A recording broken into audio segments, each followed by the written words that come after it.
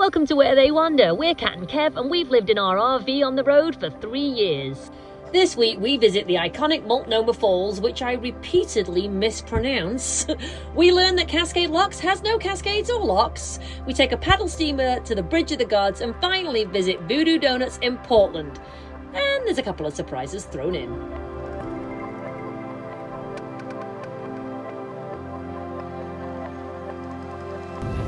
Good morning. We are still in the Pacific Northwest. It's all summer in the Pacific Northwest. We're going to visit Cascade Locks. We're going to visit the Bridge of the Gods, which is actually what we're coming up on now, but we'll show it you a bit later. And then, oh my gosh, that bridge is really cool. Hold on, I gotta show you.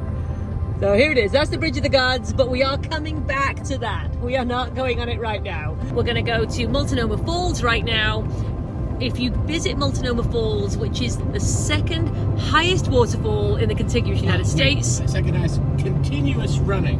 Oh. That makes a difference. All right. Second highest continuous running waterfall in the United States. If you want to visit that between the hours of 9 a.m. and 6 p.m. you must have a permit. It's very, very popular.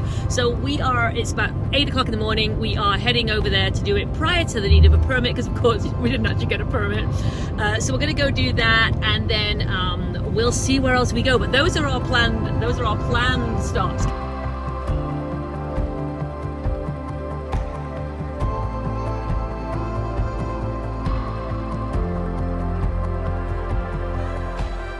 Parking lot is right in the middle of the highway. Okay, so we're going to go under the highway.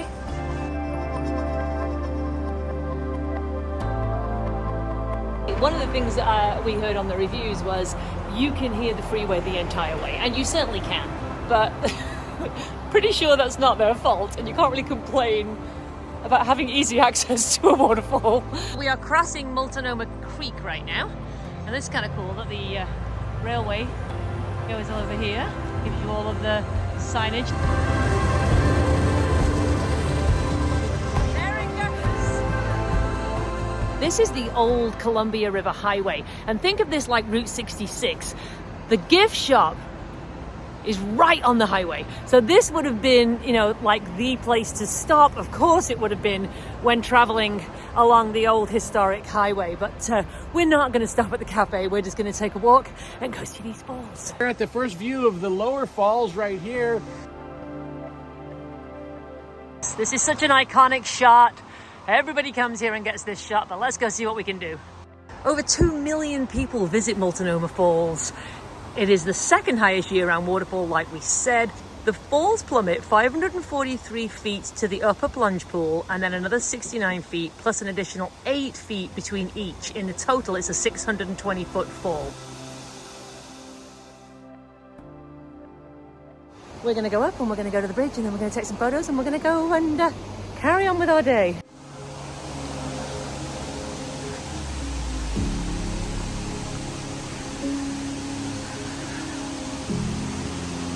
Oh, isn't it gorgeous? Oh my gosh, it's gorgeous. There we go. The lower section of the falls is right here. But we are going to go this way on the Larch Mountain Trail. Lumber baron and philanthropist Simon Benson donated the land that the falls sat upon and funding for construction of the Benson Bridge. The bridge, constructed in 1914, allows visitors to cross over the lower falls and continue their paved trail journey to the viewing platform at the top. If you have the opportunity to come here, it is super easy to get up to the bridge and it's magnificent to witness it. It really is. The Washington Railroad and Navigation Company, which was the forerunner of the Union Pacific Railroad, donated this property for the lodge to the city of Portland. Completed in 1925, the historic lodge now houses the Multnomah Falls Lodge, restaurant, gift shop, snack bar, espresso bar, and interpretive center. We checked with the very nice lady in the gift shop and she said that you only need a permit to hike the falls between Memorial Day and Labor Day. So it ended Labor Day, but trust us, get here before 9 o'clock because it is already very, very busy. We are now heading to the historic Cascade Locks and the Sternwheeler boat tour. We're going to go to the museum and find out what's going on here. This right here is the Oregon Pony. It was the first steam train ever in the state of Oregon. Prior to this amazing piece of equipment right here, they were pulled on the last part of the Oregon Trail by mule and cart. Very uncomfortable, very, very dangerous. Here we are in the museum. We're learning about the Cascade Locks, which is no longer a lock. Actually, there's no locks at Cascade Locks. It's a lie. The locks are a lie. Tell us what you learned. What did you learn? I learned that in 1938 the Bonneville Dam was built, and therefore it raised the water here, making it navigable, therefore no longer needing the locks. Around the Cascades that were right there on the other side. And we're going to cross the bridge and go to the island and go see what it looks like where the rapids were. So I think they should change the name of the city here to No Cascades and No Locks. I feel a little duped. There are no locks and there are no cascades. So we've come to the historic Cascade Locks. But we're going to take this walk over to Thunder Island and have a look, and then we're still going to take the boat tour because that'll give us more history and we get to see the bridge much better. And it's a boat tour. Who doesn't want to take a boat tour? So let's go over to Thunder Island. The Cascade River is 1,243 miles long and carries the second largest volume of water in the United States. It's the only river that travels east and west through the Cascade Mountains, making it a perfect route. The first ships that came through here were actually canoes because it was the Native Americans. They had ancient footpaths around here, which were used by the Lewis and Clark expedition between 1804 and 1806. And Lewis wrote on their return trip, "This portage is 2,800 yards along a narrow, rough and slippery road. At present, the whole distance is extremely difficult of an ascent." The first portage railroad was built on the Cascades in 1851. And then they called for improved transportation in 1875, and the U.S. Army Corps of Engineers was charged with the extremely difficult task of building the locks to bypass the Cascades. It was completed in 1896. And these gates that were built were the largest at the time, over 55 feet by 52 feet, weighing 325,000 pounds. We found a little trail that leads to the end, and so I'm really hoping I'm going to get a good shot of the bridge from here. This bridge is part of the Pacific Crest Trail. The only people who are legally allowed to walk across the bridge are people who are doing the through hike of the Pacific Crest Trail. There is no footpath, so they're basically going along with the cars. It's been used in movies like Twilight and Wild. We've left Thunder Island and walked to the boat tour. In 2010, the port commissioned local artist Heather Soderberg to create 2 bronze sculptures of Sacagawea and the dog Seaman of Lewis and Clark history. All right, we're going on the boat. I'm so excited. I've never been on a paddle steamer before. We had one when we were in New Orleans, but we didn't go on it. So super excited to go on this one.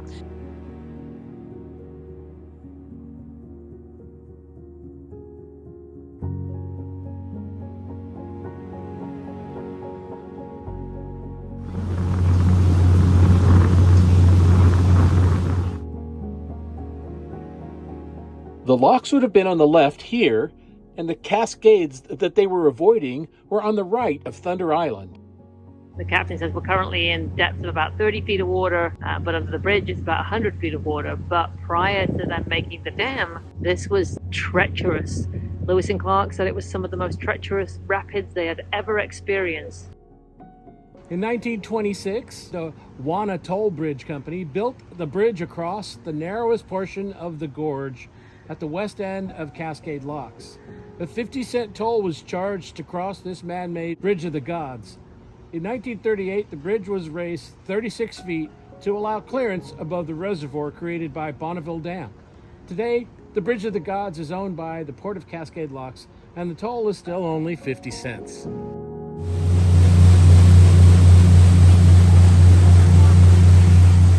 Now we are heading down towards the Bonneville Dam, which is what helped them to actually stop using the locks and be able to raise the water level so the Cascades were actually covered.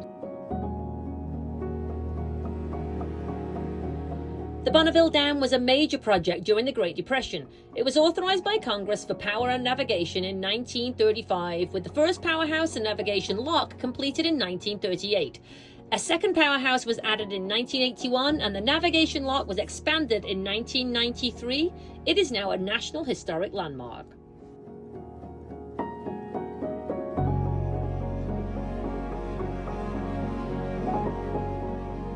That was our hour tour, but now we're going to stay on board and do the opposite direction, up the river, and apparently this is where we're going to see the kite surfers and windsurfers and also kayakers. That'll be fun.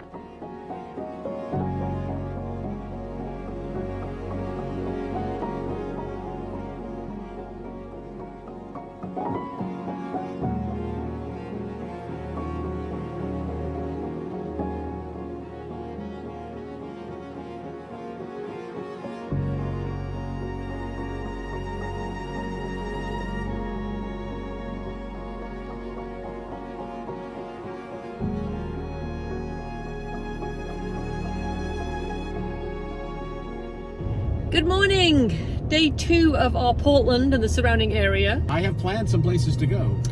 We plan to go to the historic Union Station for one of our first stops. We'll be driving through Old Town and see some of downtown Portland. We'll be going to Washington Park and also Voodoo Donuts. This is why sometimes you should just take the risk, take the road, and go, you know what, let's just go see what's down this road. It's kind of on our way, but oh my gosh, we found another falls and I'm so excited. Oh my gosh, guys, Multnomah Falls yesterday, and this one is like a complete surprise, and I'm so excited. Check it out. Oh my goodness gracious me. What? This is crazy. Look at this. Here's Kev. We're going to cross the road, and just a small waterfall right here. What? Oh, here we are. It's Horsetail Falls, and it is gorgeous here. Look at this. I'm just so pleased that we stopped. I mean, it's beautiful. This is not a tiny waterfall. It's huge.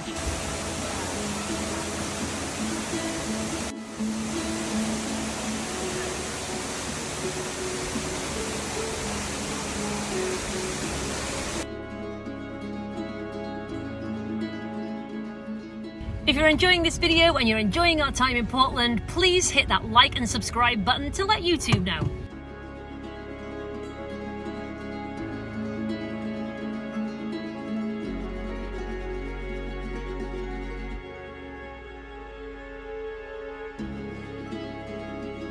Originally constructed in 1910, the Hawthorne Bridge is the oldest operating vertical lift bridge in the United States. The Hawthorne Bridge is one of Portland's busiest bridges, safely carrying approximately 30,000 cars and trucks, 800 TriMet buses, 8,000 bicycles, and untold pedestrians daily across the Willamette River. So here we are. This is still an active railway station, or a train station as they call it over here. 1913, look at that, that's kind of cool. Oh wow, look at this. How pretty is this? Reminds me of Los Angeles, doesn't it, you babe? Yeah, it's like a mini union. Oh, it's gorgeous.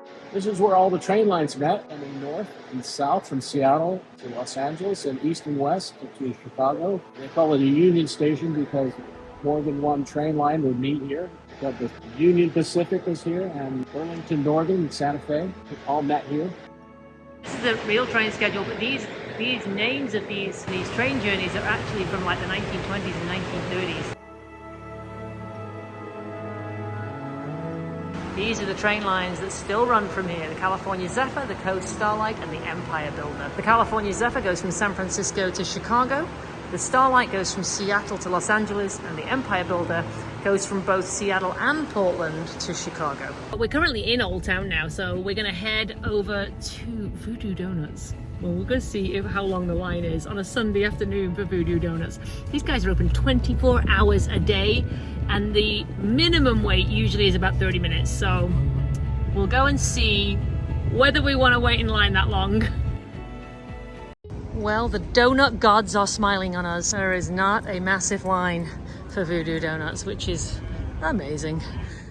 Voodoo Donut was started in 2003 by two friends, Kenneth Pogson and Trey Shannon. They rented this storefront in between two nightclubs. Within a month of its inauguration, Voodoo Donut garnered its first mention in national media coverage. Since then, Voodoo Donut has been featured in a variety of outlets, including the Travel Channel, the Cooking Channel, MTV, Good Morning America, The Today Show, and many more.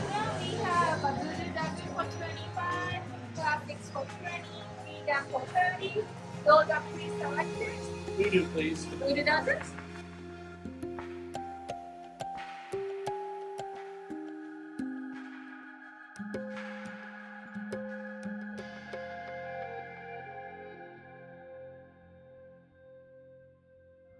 This is obviously a bar scene area of Portland, which would be very, very cool to see with all the neon lights at night and they're all lit up. But we're here during the day. We are now going to go and take our donuts to Washington Park.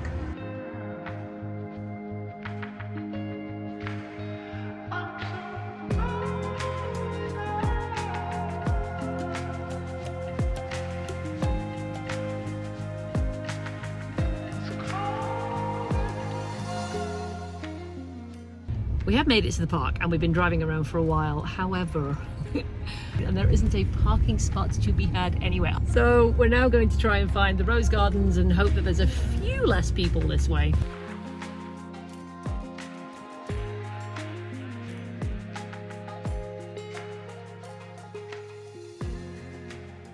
We do have the list of what these flavors are, but we don't know what they are now. We So took a picture of it. I know. I'll put up on the screen what they are. But Kev's got that one, and I know I have the bacon one.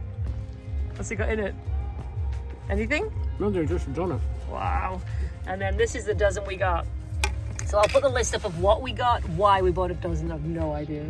I didn't stop and video before I started my donut, but I had the classic, or the Voodoo classic, maple with actual maple smoked bacon on top.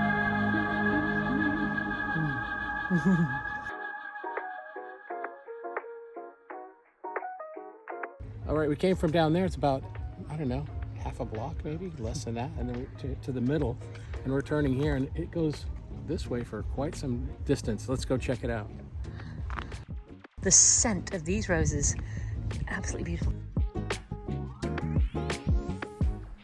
Far less people down this one, so I think we'll go down this one because this is the American Rose Society of Miniature Roses, and on both sides of this. So let's go have a look. We hope you enjoyed our couple of days in Portland. Join us next week as we head south to Antelope Island State Park in Utah, where we get up close and personal with the locals. Until then, we'll see you on the trail.